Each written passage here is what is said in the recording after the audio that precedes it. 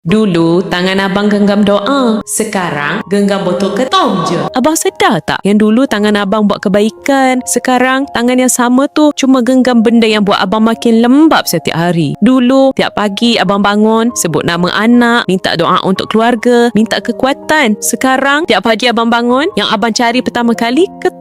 Ayang tengok abang makin lawa. Dulu abang gagah, selalu solat, tangan genggam doa, mata basah. Sekarang mata abang merah, badan makin lemah. Abang cakap ketum buat abang kuat, tapi ayah rasa abang cuma takut kalau ketum tu hilang. Abang tak sedar, ketum tu bukan penguat, dia cuma pembunuh perlahan. Abang kata ketum buat abang cergas, tapi ayang tengok abang makin lembab. Dulu abang yang jaga keluarga, sekarang ketum yang jaga abang. Bila ketum tak ada, abang dah jadi kain buruk.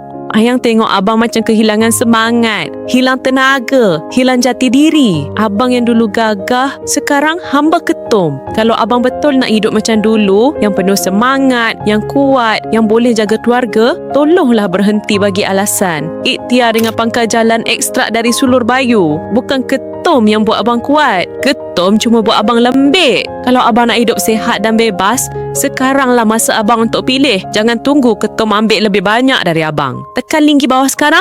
Ayang rindu tangan abang yang dulu genggam doa, bukan botol hijau. Rindu abang yang dulu kuat, bukan abang yang sekarang tunduk pada ketum. Abang, tolonglah lepaskan ketum tu sebelum ketum tu lepaskan abang dari hidup ni.